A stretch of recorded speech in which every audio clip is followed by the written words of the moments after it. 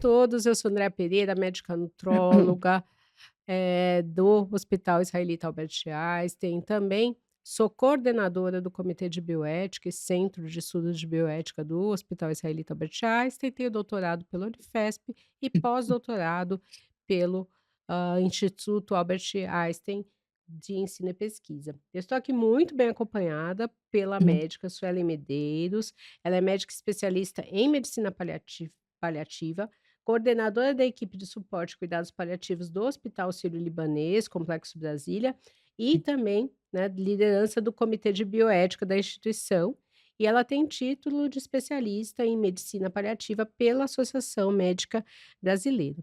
E hoje a gente vai conversar, né, sobre um tema que é muito importante, que é o excesso de tratamento, né, o excesso de tratamento, tem gente que chama de obstinação terapêutica, né, isso geralmente acaba acontecendo nas instituições privadas, que é onde a gente tem mais recurso e infelizmente, às vezes, menos instituições públicas, né, você acaba não tendo tanto recurso, por isso que não acontece, ou às vezes não tem equipe de paliativo também, apesar que isso hoje melhorou bastante. Então, assim, né, Suelen, a gente vive hoje uma medicina que salva mais vidas, as pessoas estão vivendo mais por causa disso, eu tenho muito mais tecnologia, mais diagnóstico, né. E assim, qual que é o momento que na tua opinião, esse tratamento, esse cuidado ultrapassa a linha de e se transforma uma linha limítrofe aí, se transforma em excesso?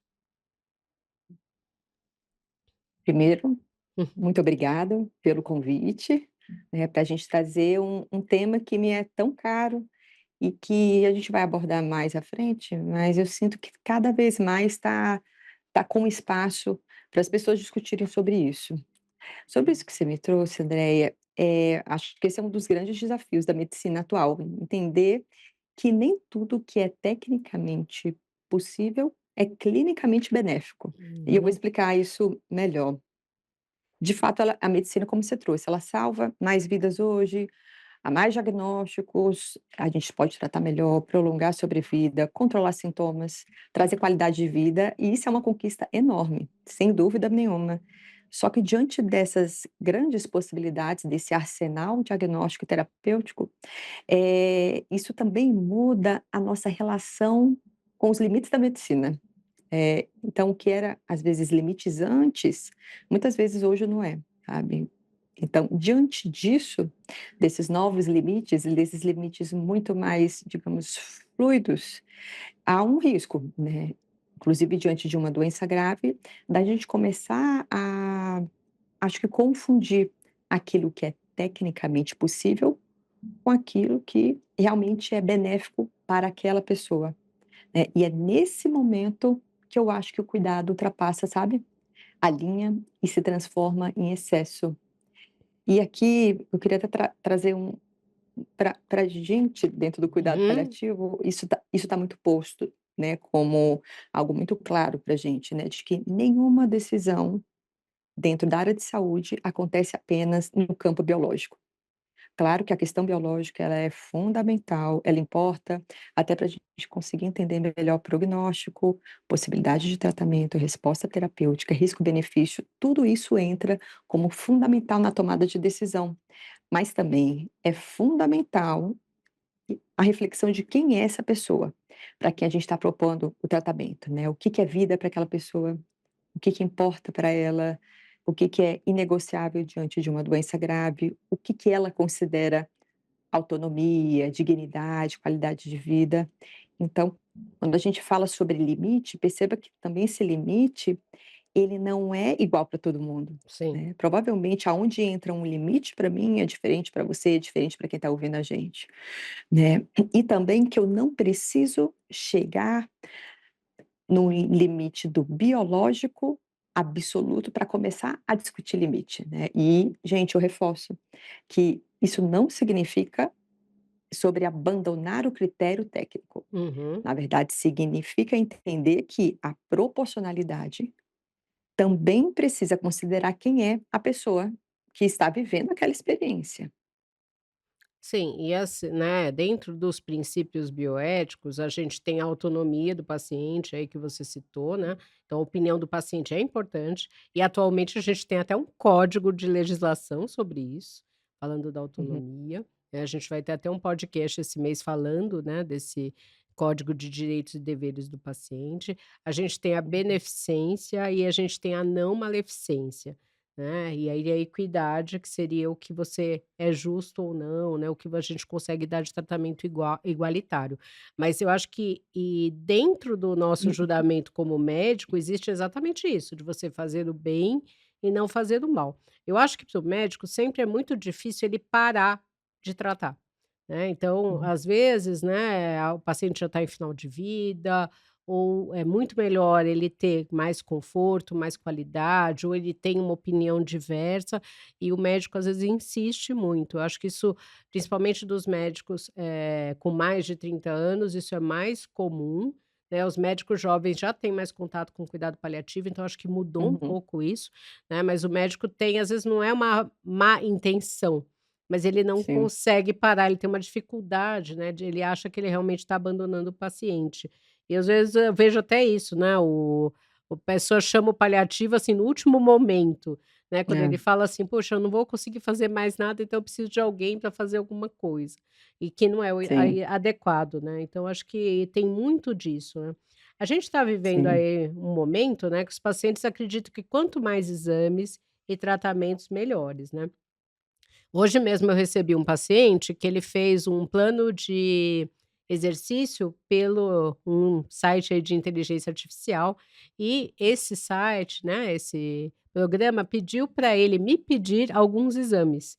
Então, além de, Olha, né, das pesquisas, agora a gente tem essa questão aí da inteligência artificial também. sim, E muitas vezes eu vejo o paciente: "Nossa, eu fui naquele médico, ele só me examinou, ele não pediu nenhum exame, né, eu fiz exames por minha conta, que eu fui atrás de alguma coisa". Quando que a gente vai diferenciar, né, essa medicina preventiva de uma medicalização da vida, né? A gente está falando de excessos de diagnósticos e também de excesso de tratamento, né. sim. É interessante, né, como que a medicina, né, acho contemporânea, né, como há 2 fenômenos juntos dela, né, tanto o overtreatment e o Uhum, overdiagnosis, sim. né, que acho que são sintomas, né, do que a gente tem. E uma coisa que você traz, né, que há realmente há hoje uma pressão da sociedade, das pessoas, eu diria do mercado, né, para colocar dentro do que a gente considera adequado, do que a gente consideraria adequado para, por exemplo, investigar, para cuidar daquela pessoa e não isso aqui não é uma discussão de doença grave de fim de vida, Uhum, sim. né, inclusive falando sobre a medicina preventiva, né, mas isso não reduz o papel do profissional de saúde de seguir sustentando os limites, sabe. Então assim, hoje todo reforço, né, todo o arsenal hoje preventivo, vacinação, controle de, sei lá, risco cardiovascular, rastreamento bem indicado, tudo isso também ajudou Sim, a lógico. salvar e continua salvando muitas vidas. Só que a questão e tem acho que um outro ponto, além dessa nossa dificuldade, eu acho eu, do profissional de saúde, de sustentar o que é melhor tecnicamente, sustentar o que é ético, Uhum, reforçar o limite de: "Não, isso não é adequado. Não, eu não vou fazer o tratamento este tratamento que você está, sugerindo, que você procurou na IA", ainda que uhum, se escute daquele paciente, e aí tem alguns colegas que me trazem isso: "Ah, mas aí ele vai procurar um outro médico que vai uhum, fazer isso". Mas aí vem uma questão, né, aí por o do erro do outro, isso vai justificar o meu erro? uhum. Então para mim está posto, de que é reforçar esse limite. Acho que também à medida que nós somos pessoas que oferecem o cuidado para os pacientes de todas as formas, de todas as especialidades, nós também somos educadores, educadores dessa sociedade e que, claro que, acho que o movimento que a gente tem, tanto de busca de novas medidas preventivas, ela está muito de acordo com a cultura de onde a gente está, Sim. sabe. Então eu acho que isso é fundamental, né. É, eu acho que assim, né, a prevenção, ainda mais eu que trabalho com nutrologia, é uma coisa fundamental, né, em todos os sentidos, no sentido de você ter um melhor estilo de vida, uma melhor alimentação, alguns exames de check-up aí anuais, né, as mulheres de um modo geral fazem isso com ginecologista, mas não precisa ser cobrir todas as possibilidades, né. Muitas vezes os pacientes não sabem, mas existem os falsos positivos. Então, Uhum. se eu começar a pedir excesso de exame, às vezes ele vai cair nisso, né, de um falso positivo. Então, É, né, você não tem isso, né, mesmo o tratamento, né, tratamentos também têm efeitos é, colaterais. Então, se eu estou dando um tratamento que não é necessário, muitas vezes o que predomina é o efeito colateral, então ele vai ter muito mais consequências, né, do que benefícios. E hoje a gente sabe que tem é muito vários interessante. é, Isso então vai e até, né, trazendo, assim, essa reflexão que uhum, para mim também é muito importante, né, o quanto que hoje por essa capacidade diagnóstica enorme, né, a gente consegue encontrar alteração cada vez menor, menor. mais precoce, mais sensível, aqueles encindetalomas, Uhum, né, e aí com essa busca do checklist excessivo faz aumentar esse risco, mas aí vem a reflexão, né, e é importante as pessoas que estão escutando a gente, uhum, de reforçar que encontrar alguma coisa no exame não significa necessariamente que a gente vai tratar aquilo. isso. Existe uma diferença entre você diagnosticar precocemente uma doença, que vai gerar um impacto, uma redução da sobrevida, um impacto real, de você transformar risco, variações ou pequenos achados em uma doença obrigatória, como que você e é interessante como às vezes, com a consequência disso, desse, né, tratamento, além desse tratamento, nesse overdiagnósticos, é a gente começar a transformar pessoas em pacientes, mas sem que de fato elas estejam Seja doentes. exatamente,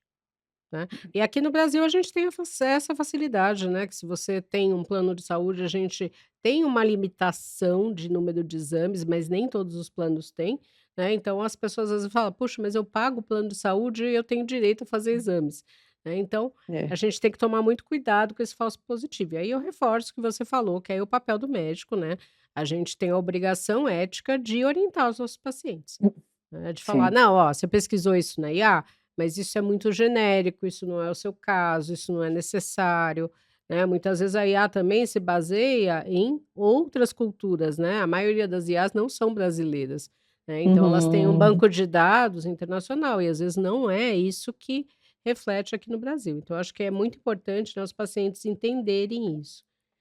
Bom, Eu na acho que prática até a pode gente lidar com uma certa naturalidade sim, com essas perguntas, com esses questionamentos, porque sim, eu vejo também muito parte da gente, quando o paciente traz, é como se o médico sentisse que é algo para o pessoal, aí ele não está sim. acreditando, Uhum. né, que não, é natural, colocar isso Sim. para naturalidade. Olha só, hoje a gente está aqui falando sobre temas que há anos atrás provavelmente a Você gente não só falava falaria. dentro do consultório, e Sim, agora sim. a gente está trazendo isso. É claro que quem escutar, por exemplo, esse podcast vai no seu médico e vai trazer algumas reflexões, Uhum. e isso é muito importante, é isso que de fato muda a cultura.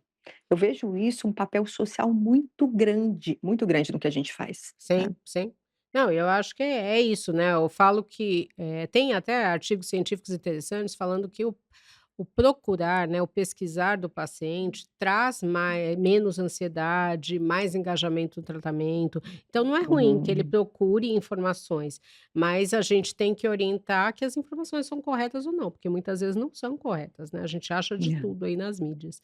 E falando bem da tua área aí na prática do cuidado paliativo, quais são os exemplos mais comuns que você vê de overtreatment que acabam aumentando o sofrimento, né, sem realmente mudar o prognóstico e qualidade de vida?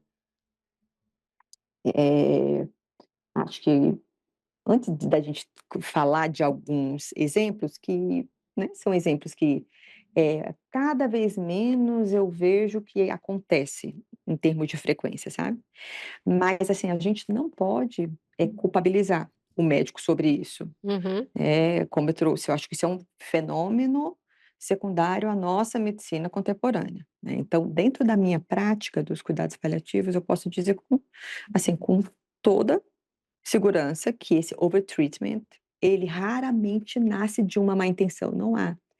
Aquele médico que mantém o paciente na UTI a todo custo, que quer, às vezes, o oncologista que quer fazer uma nova linha de tratamento, e a gente tem estudos sobre isso, e da minha prática eu vejo que há uma intenção, há uma crença de que aquilo de fato é benéfico para o paciente. Uhum, Então eu acho que primeiro, isso nasce, na maioria das vezes, acho que justamente da dificuldade humana, e humana, no sentido da família, da equipe, do próprio médico, e muitas vezes do próprio paciente mesmo, de lidar com o limite, vulnerabilidade e finitude, né. Você trouxe, né, a nossa medicina, ela foi treinada para agir. Então acho que existe uma sensação de que, assim, se existe uma possibilidade técnica, talvez a gente deva continuar intervindo. Então esse overtreatment, ele começa principalmente quando os objetivos de cuidado daquele tratamento deixam de ser revisitados.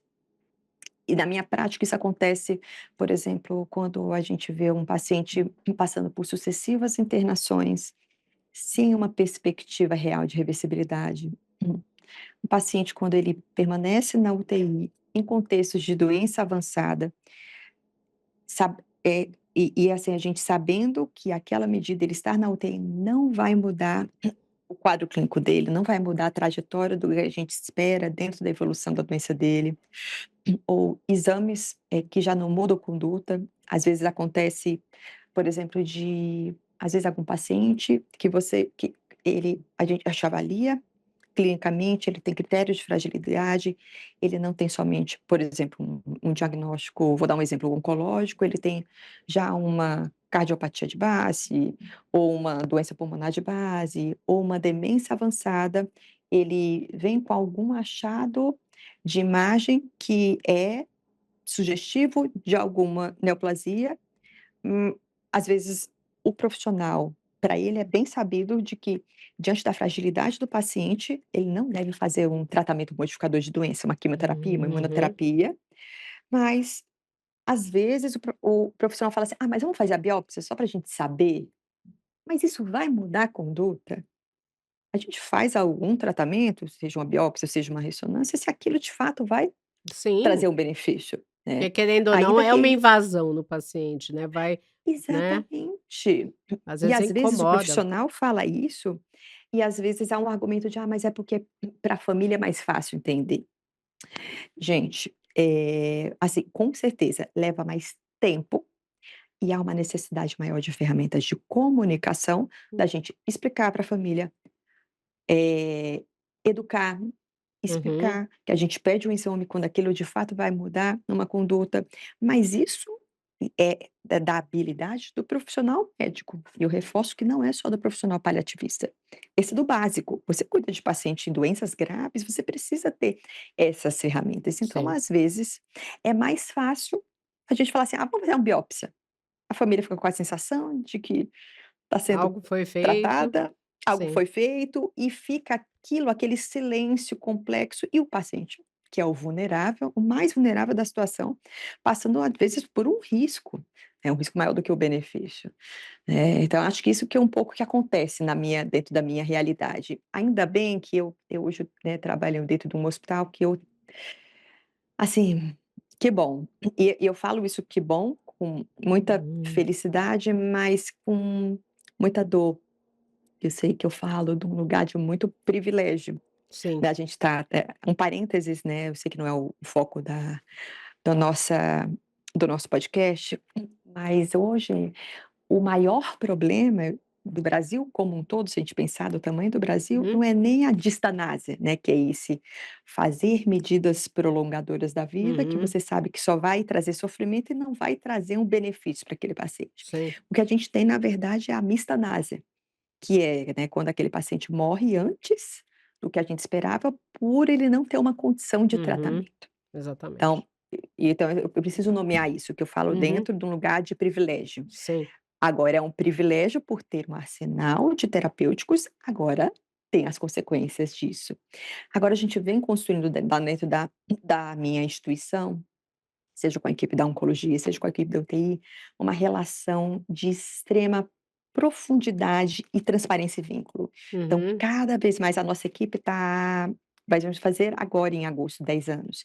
E assim, é uma relação de transparência que a gente, em muitos casos, começa a acompanhar um paciente desde o diagnóstico. sim. Desde o Que seria diagnóstico. o ideal. Que seria o ideal, exatamente. E que reforça que o cuidado paliativo não é sobre contexto de fim de vida, é Uhum, sobre tomadas de decisão terapêutica, é sobre muito mais complexo, até para a gente poder olhar para esse over-treatment de forma precoce. Esse over-treatment acontece a todo momento. sim. Né? E quanto mais cedo a gente começar, e eu gosto de falar, né? É claro que o nosso foco é o paciente, é a família, é para onde a gente Uhum, sempre está olhando, mas para onde a gente o meio sempre é aquele profissional, sempre. O paliativista dentro da minha área e da minha equipe, a gente sempre traz, assim, a parceria com o médico que cuida daquele paciente tem que ser muito próximo. sim. Não há dentro da equipe aquela questão de: "Ah, é porque aquele médico não sabe, olha só, ele está tratando demais". Não, não é isso. Você tem que estar ao lado dele, Uhum, ajudando ele e sentindo uma abertura para você compartilhar tudo isso que a gente está trazendo, mas será que isso vai trazer realmente, de fato, benefício? Será que não há uma outra alternativa? E nisso você vai construindo também uma sim. cultura de inclusive boas práticas Sim, médicas. sim. É, eu acho que hoje, né, você não trata um paciente sozinho, eu acho que isso é muito claro, né, Hum, você não tem o saber absoluto de ninguém, então as equipes multiprofissionais são muito importantes, né. Na minha área, é interessante a dificuldade que a maioria das equipes tem, de não entrar com dieta artificial para o paciente, né. Então muitas vezes o paciente está em final de vida ou com Alzheimer grave, uma demência grave, e aí não tem indicação de você entrar com uma dieta por sonda ou uma dieta pela veia, que isso traz mais efeitos colaterais do que benefícios, e a gente tem que valorizar o que ele quer comer, porque muitas vezes ele está sem fome. E é bem de encontro ao que você falou, né. Às vezes é mais fácil, às vezes eu escuto assim: "Ah, coloca só um pouquinho, né, não uhum, precisa". Então é um trabalho de você sentar, explicar para a família, conversar com o paciente, porque não ver o outro comendo é muito doloroso, comendo pouco, e só que às vezes você obrigá-lo, né, através de uma dieta artificial, você está trazendo mais efeitos colaterais. Então a gente tem muito esse cuidado, né, de explicar. E geralmente quando você explica, o paciente e a família aceita. E geralmente não é o paciente que está com esse problema, porque ele realmente não tem muita fome nesses estágios, né, é é, mais a família e a equipe médica, né, então assim, é. a gente tem todo esse trabalho, então eu sempre trabalhei muito perto aí do pessoal do paliativo, né, desde o início que eu comecei a trabalhar principalmente com oncologia, então acho que isso é muito importante, a gente precisa interagir, respeitar os colegas e isso que você falou, né, estar próximo, conversar e ver É, por que que está se fazendo aquilo, eu acho que é o principal, porque todo mundo está focado para o melhor para o paciente, né. sim, E você sim. acha que ainda existe aí uma dificuldade do médico em lidar com esses limites, com a ideia de não intervir, né? Ele vê a falta de intervenções ou a falta de exames como um fracasso, um jogar a toalha? Você acha que ainda tem Ah, isso? eu acho. Demais, demais, tem muito isso, né. A nossa medicina, né, fomos ensinados, né, acho que historicamente ela é treinada Uhum, realmente para agir. Né, a gente aprende a diagnosticar, a prevenir, a intervir, a salvar a vida, a reverter doença. Então, quando eu não estou agindo, eu tenho uma sensação de que eu estou deixando de oferecer um melhor tratamento para o paciente. Então, eu acho que sim, eu acho que há uma sensação de falha, e não só da medicina, acho que de todos os profissionais de saúde, quando há essa essa percepção de que há uma necessidade de se colocar um limite, sabe, para os pacientes. E aqui eu preciso trazer, né, de que, não intervir, não significa abandonar, né. uhum, Na verdade, inclusive, reconhecer os limites também faz parte desse cuidado, né, e isso não significa deixar o paciente sozinho, desapareceu, não fazer nada mais, até pelo contrário, né. Esses pacientes que estão no contexto de adoecimento, que a gente percebe que, um um limite de terapêuticas que vão, de fato, agregar um benefício, que vão mudar a evolução da doença, são pacientes que a gente precisa intensificar a presença, a comunicação, o controle de Sim. sintomas, né, alinhar a expectativa, reduzir um sofrimento evitável, né. E eu costumo Uhum. dizer que o paciente ele precisa mais ainda inclusive do médico, da equipe, nesse momento. Eu concordo com você, porque é um momento difícil, né, e muitas vezes até o paciente ou a família, eles entram em desespero quando o médico conversa sobre isso, eles falam: "Não, então eu vou procurar outra pessoa para ver se ela faz alguma coisa, eu vi que existe um tratamento fora do Brasil", né, e hoje a gente sabe que aqui no Brasil você tem tratamento para todas as doenças, né, com Sim. recursos, né, então você tem que é muito importante você estar próximo do paciente para explicar o porquê da sua decisão, né, para ele ter realmente, uma melhor qualidade de vida.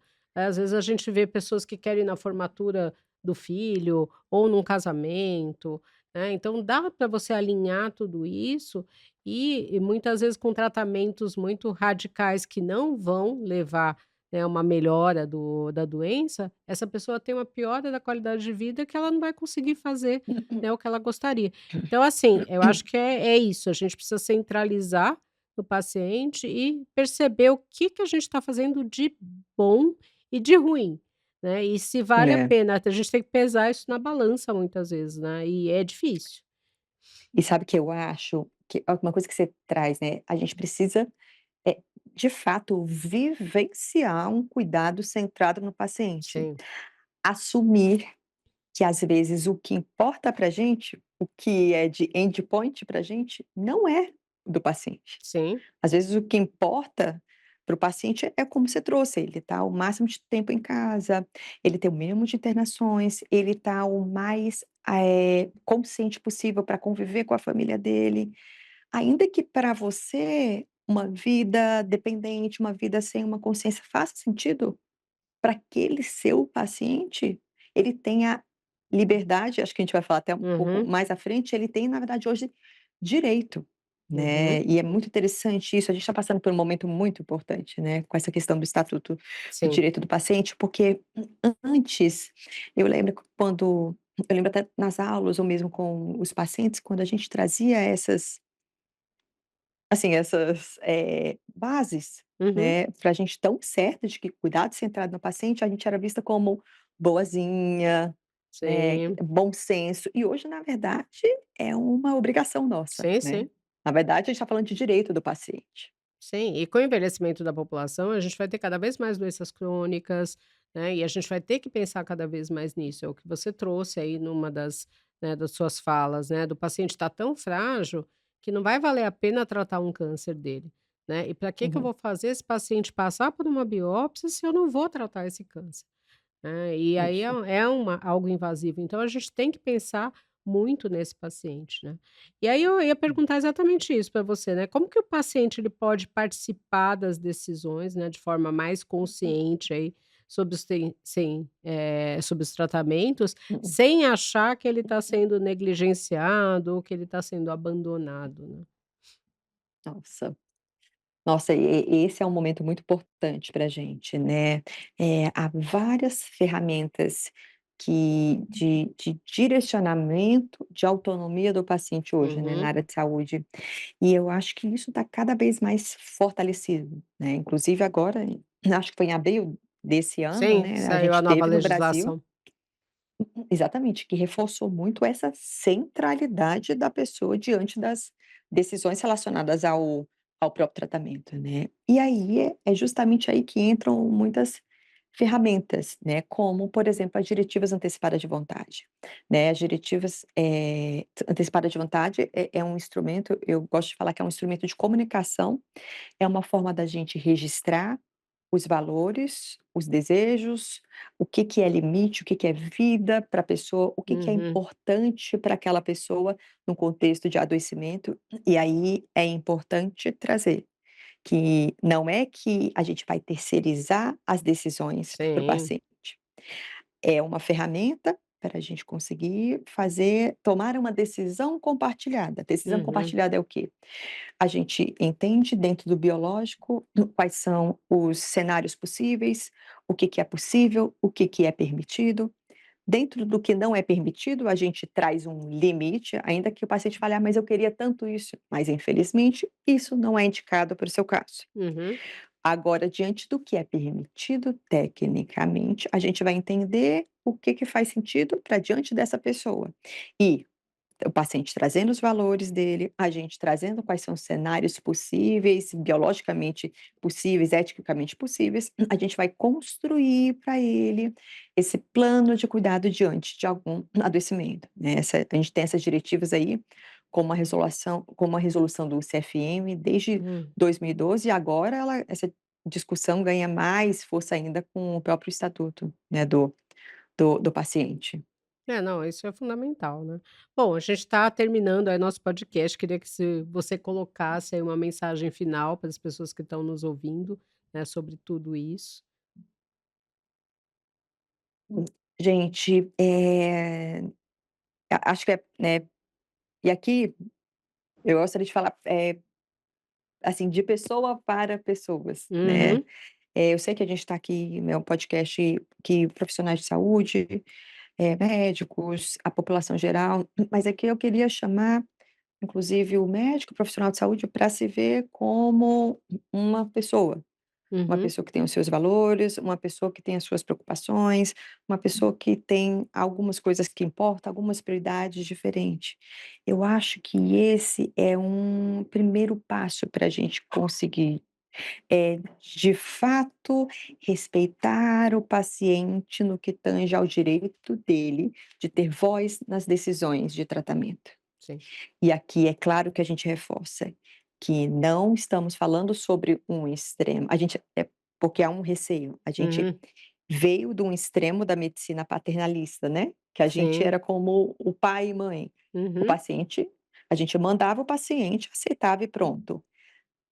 Isso não significa que a gente vai agora para um outro extremo, de uma de um cardápio da medicina, que a gente dá o cardápio e o paciente aceita, se ele quer isso, aquilo, aquilo. Não, a nossa discussão é uma discussão mais ampla, mais complexa, e que sim, para isso precisa de ferramentas, inclusive de comunicação, que é da gente utilizar a tomada de decisão compartilhado, que é trazer o paciente junto, não é colocar para o paciente as decisões, é trazê-lo junto nas decisões melhores para a gente continuar cuidando do paciente. E isso em todo o contexto, desde o contexto da medicina preventiva, desde o contexto da medicina da longevidade, desde o contexto da medicina em doenças graves e também quando a gente está no contexto de terminalidade. sim. Bom, para vocês que estão nos ouvindo, né, eu queria reforçar que pedir muitos exames, fazer muitos tratamentos, não quer dizer que o teu Uhum, médico é melhor que o outro, né, e que você uhum, está sendo melhor cuidado, né. Então realmente existe um número exato, um porquê de tudo, e isso deve ser explicado para você, porque o cuidado deve, pelo menos, ser centrado no paciente. Queria agradecer muito aí a Suelen pelo bate-papo, tá. E agradecer vocês que estão nos ouvindo. E se vocês quiserem saber mais sobre essa legislação, a gente vai ter um podcast só sobre isso. Obrigada.